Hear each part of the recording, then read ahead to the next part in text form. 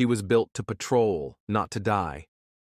But on a quiet September night off the coast of Ireland, the HMS Wasp met a reef that didn't care about orders, didn't care about empire, and didn't care about the men who slept below deck.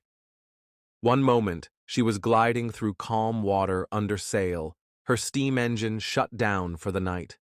The next, her hull was cracked wide open, her decks tilted, and her crew screaming as the Atlantic poured inside. Within minutes, the ship was gone, and with her, almost everyone on board. Of the 58 men assigned to her, only 6 would live to tell what happened. The rest, sailors, petty officers, Marines, were either crushed, drowned, or dragged into the cold without ever knowing what hit them.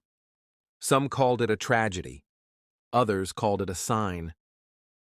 The HMS Wasp wasn't just a Royal Navy gunboat. She was carrying eviction orders to force poor Irish tenant families from their homes.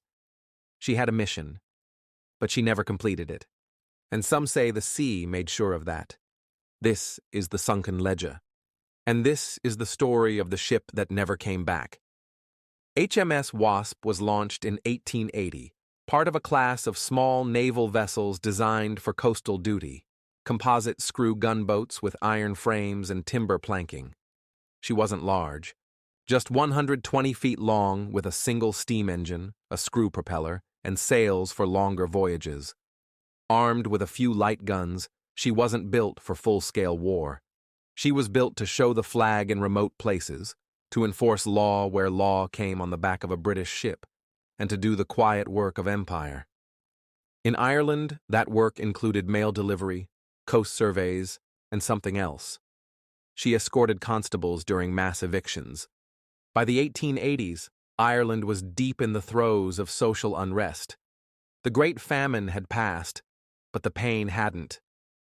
Tenant farmers worked land they didn't own, paying rents they couldn't afford to landlords who lived in England and cared little about their welfare.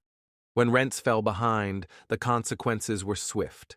Eviction, families tossed from their cottages, thatched roofs ripped off, belongings tossed into the mud.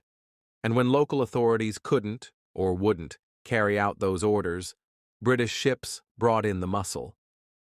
The HMS Wasp was used for that purpose. She'd escorted eviction teams before, and she was due to do it again. In September 1884, her orders were to sail for Tory Island, a small, rocky outpost off the coast of County Donegal. Her primary role was to deliver mail and conduct lighthouse inspections, but she was also tasked with standing by to assist with the execution of eviction notices in the area. The exact details of those orders were never disclosed. What is known is this: she was headed for an island where resentment toward the British Crown ran deep, and where the people had seen enough suffering to last a lifetime. Tory Island was no stranger to hardship. With a population of just a few hundred, it was isolated, remote, and battered by the North Atlantic. Fishing was scarce, farming harder still. And when storms came, the islanders relied on their lighthouse to keep them safe and to protect ships from the reefs that lurked just beneath the waves. The lighthouse on Tory Island was known to all local sailors. Its beams swept out over the water, warning of the dangerous rocks that had taken other vessels before. But on the night of September 21st, 1884, the light was dark. Just after 3:45 a.m., the HMS Wasp, sailing under canvas alone, approached the northern end of Tory Island. Her steam engine was shut down. Her crew was asleep. Only a minimal watch was on duty. In the dark, with no lighthouse visible and no updated charts, the ship veered slightly off course. Just enough to bring her into the path of a jagged outcrop of rock, the very reef the lighthouse was meant to mark. The impact was sudden and violent. The hull struck the reef broadside, tearing through timber and steel. Within seconds, water began rushing in. The ship tilted, groaned, and began to break apart. Many of the crew were asleep in their hammocks and never woke up. Others were thrown from their bunks, scrambling to reach the deck as cold seawater poured through the ship. In the chaos, few managed to reach the lifeboats. There wasn't time.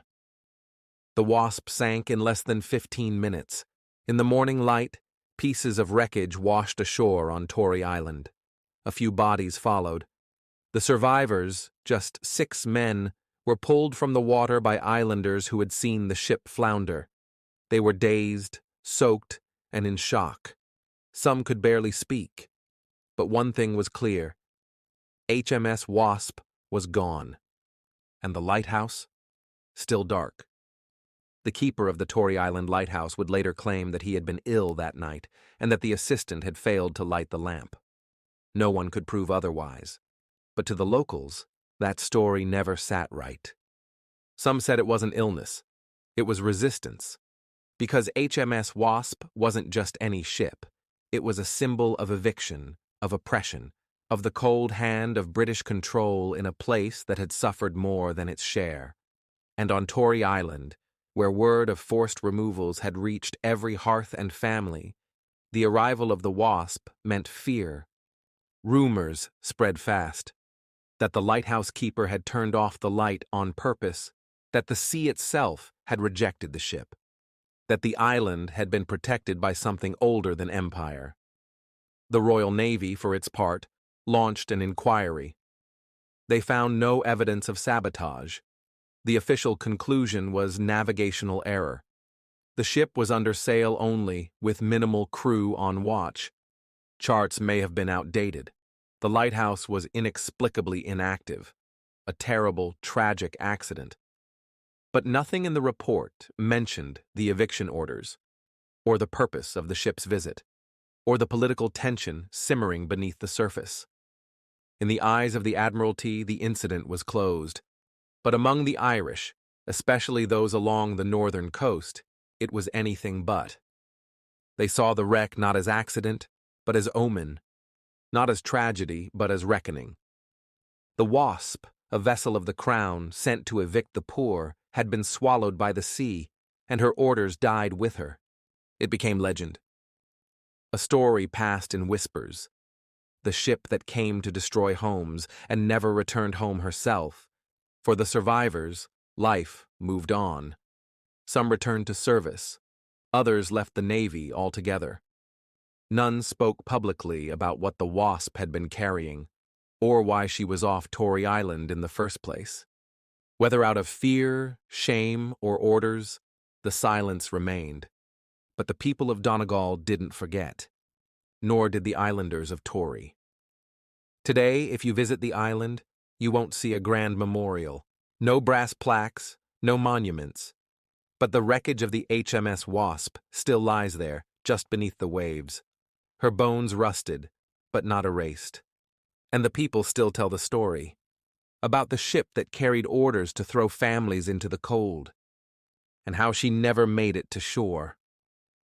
In the end, the sea gave its answer. And for once, the Empire could not reply. Thank you for listening to the Sunken Ledger. Subscribe for more true stories from the depths.